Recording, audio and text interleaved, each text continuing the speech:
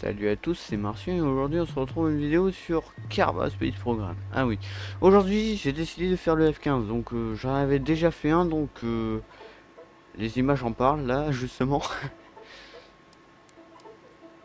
Donc j'avais déjà fait un F15 avant dans le passé quand je faisais pas de vidéo. Donc ce que j'aimerais c'est l'améliorer. Pourquoi? Parce que non, du coup j'ai pris plusieurs segments. Je l'ai découpé en plusieurs morceaux parce que ce que je voulais faire en fait, c'est faire comme sur les comme ce qu'il y a dans la vraie vie, c'est les entrées d'air qui sont à géométrie variable, genre elles s'abaissent ou oui, elles font que de s'abaisser. Donc du coup, c'est ça mon but aujourd'hui. Donc pour cela, je l'ai découpé en plusieurs morceaux et puis on va mettre des grosses charnières. Puis en vrai, je vais pas me vanter, mais le mien il est quand même plutôt joli, je trouve. Je trouve. Hein. Puis il manque les gouvernes de profondeur aussi que j'avais supprimé parce que j'avais utilisé un mode. Et puis on va faire un truc plutôt voilà. Donc là je regarde, mais j'ai eu beaucoup de problèmes justement avec ça, avec les entrées d'air. On en reparle plus tard, non, parce que cette vidéo c'est la deuxième fois que je le fais à ce moment là.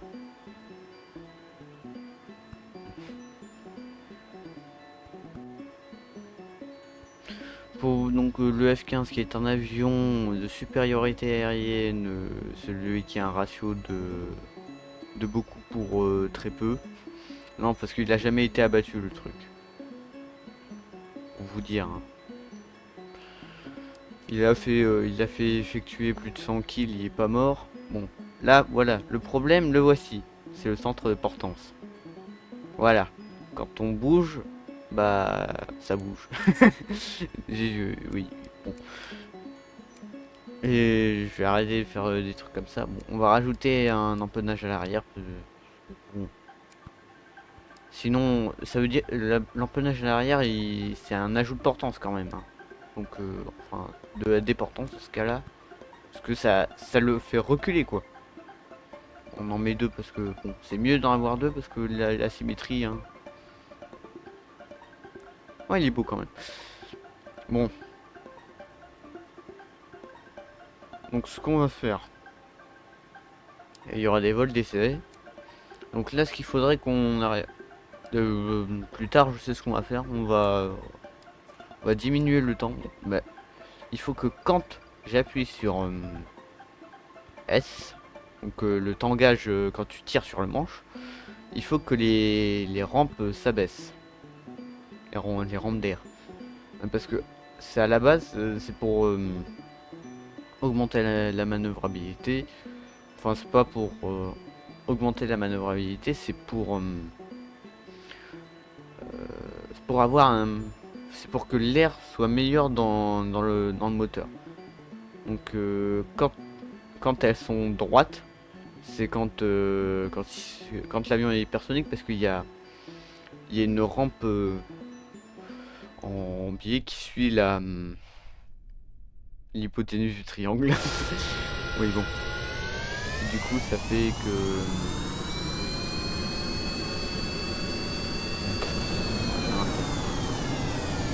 le son est fort.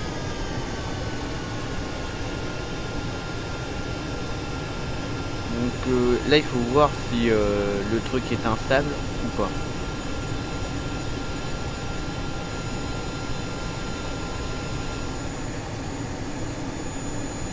Parce que si le truc il est instable, ça va pas le faire.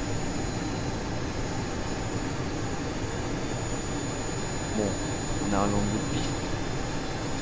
Bah, en fait, il est trop stable. Enfin, je crois, ou pas. Oui, donc voilà. Donc ce que vous voyez là, en fait, il faut qu'il soit aussi manœuvrant que quand elles sont abaissées, que quand elles sont pas abaissées. Donc là, elles sont abaissées. Il y a un moment où il... Voilà. Donc là, on va faire c'est le premier vol de la bête, on va dire.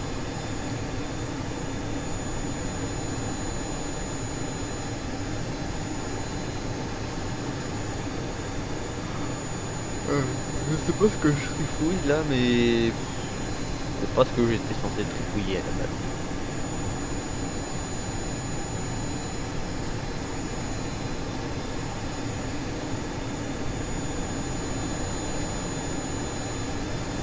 Donc le F1 c'était un avion intercepteur. C'était la réponse au MiG-25.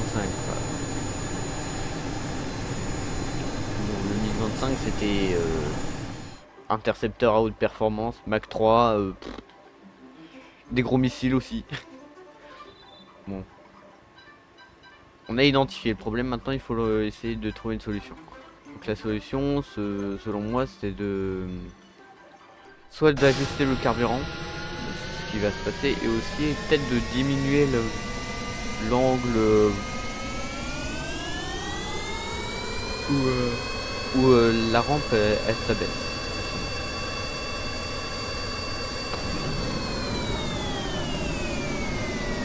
Ah oui, aussi j'ai mis 4 moteurs parce que ça pousse. Un F15 ça pousse. Faut se dire ça. Parce que le truc il est tellement lourd. Hein.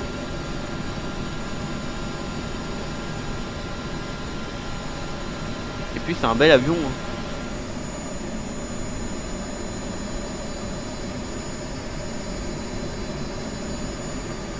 Bah moi si tu me demandes du côté de l'Air Force mon avion préféré, bah c'est le F15. Ah non, moi je vous dirais Mirage 2000 ou Rafale, mais du côté américain c'est le F15 actuellement.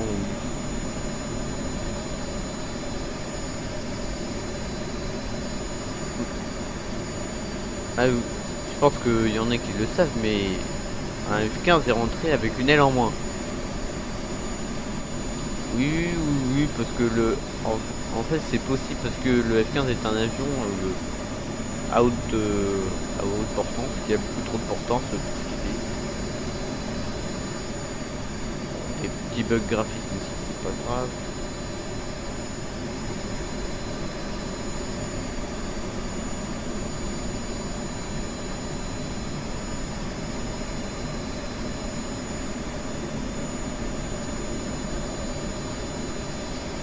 C'est plutôt un avion qui est censé dogfight à haute vitesse, hein, je trouve.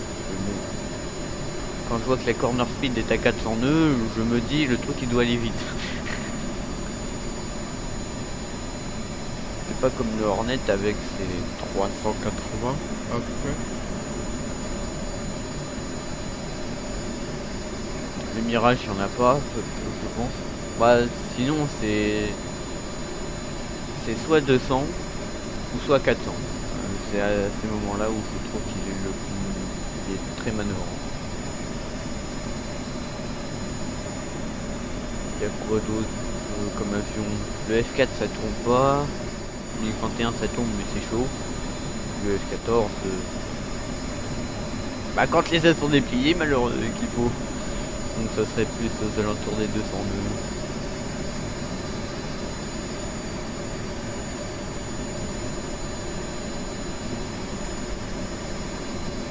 Donc là je fais des petits tests, hein. Je teste mon avion, hein. C'est ce qu'il faut faire. Hein. Il restera encore un passage au bâtiment d'assemblage et puis après il y a le dernier vol. Pas du tout. Si. Après il y a le dernier vol. Vous savez qu'il y avait une version avec des canards du F15 aussi. La version avec des canards, c'est... Tu prends un F15 et tu essayes de le faire... Tu lui mets des canards pour qu'il décolle plus tôt.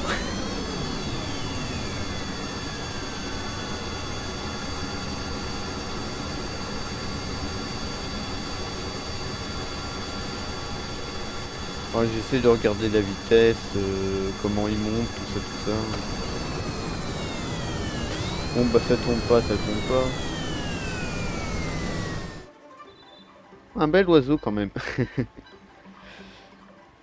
Bon, des petits bugs, mais bon, c'est sûrement parce que j'ai installé des mods, hein, on va dire.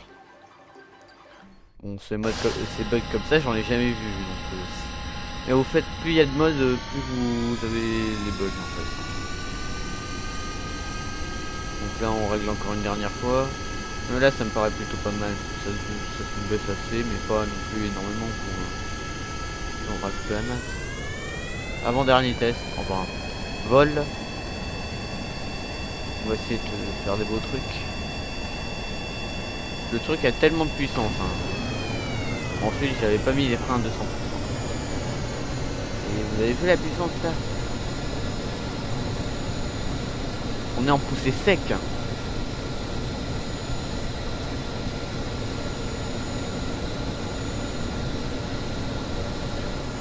Puis on met la PC, puis là, dragster.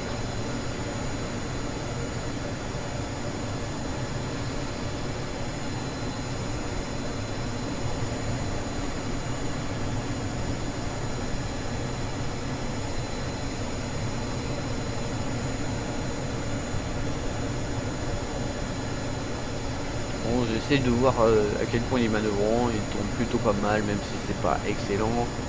C'est pas encore un Sukhoi, mais bon, ça peut se faire. Hein. De toute façon, manœuvrabilité, elle est passée... Maintenant, sur les avions modernes, la manœuvrabilité, je sais même plus si ça compte. Hein. J'en ai pas l'impression, moi. Quand tu regardes sur Wikipédia que le F-35 il est aussi manœuvrant qu'un F-15E, donc pour vous dire, c'est vous prenez le F-15 et sa version E, c'est en fait c'est sa version où il est censé faire de l'attaque au sol.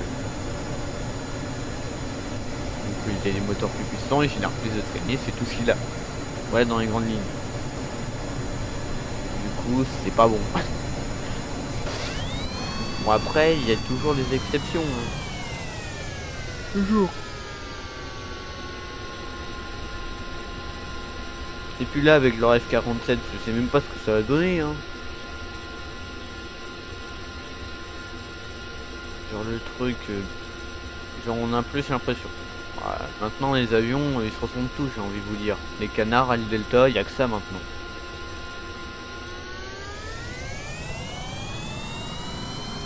J20, canard Delta, Rafale, canard Delta, Typhoon, canard Delta, Gripen, canard Delta.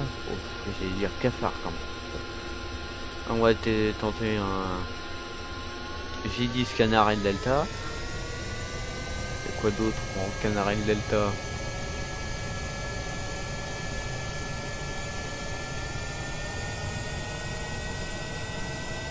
Ouais, donc du coup, il y en a beaucoup trop.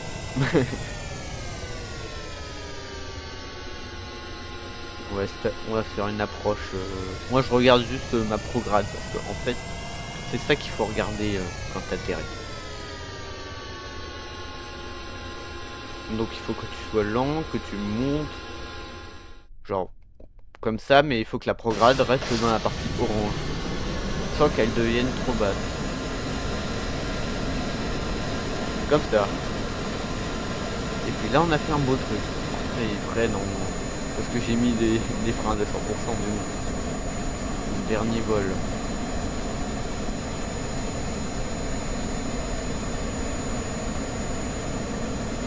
Pas de mise en puissance, on décolle et puis c'est parti. Hein. Voilà, nous sommes partis. Hein.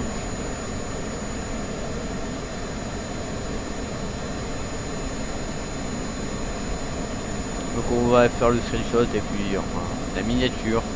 Pas le screenshot, hein, je sais pas ce que je raconte moi. Mais bon. Ouais, c'est faire un truc plutôt propre. Hein. Bon déjà encore des tests de manœuvrabilité parce que j'ai que ça à faire. Hein. Faut épater le public. Et le public il aime bien quand ça fait, quand ça va vite et quand ça tourne fort.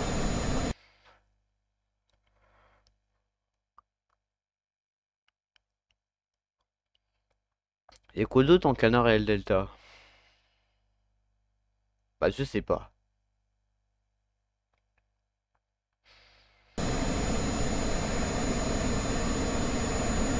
Là on j'avais fait un plutôt beau truc mais vous regardez l'herbe. Je tourne la caméra, hop là, plus d'herbe. De l'herbe, plus d'herbe. Et puis à l'arrière il y en a pas du tout. Donc c'est pas l'endroit qu'il me faut.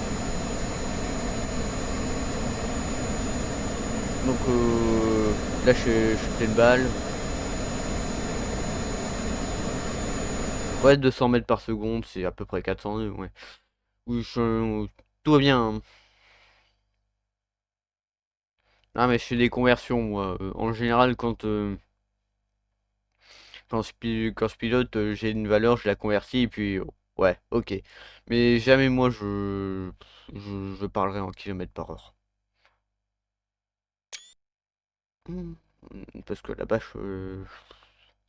à la base, moi je pilote des fusées, donc du coup on parle en mètres par seconde. C'est quand même plutôt parlant. Après les nœuds, bon, les nœuds maintenant ça me parle un peu trop. Le virtuel et tout. Voilà, voilà le screen. Donc, moi je. Bon, parce que la touche F12 en fait elle indique aussi la portance. C'est pour ça. Donc c'est bien pour étudier le truc. Mais là maintenant c'est un peu pas ouf. Bon, on se terminera la vidéo par un crash et puis moi je vous dis à la prochaine, hein. Bye bye.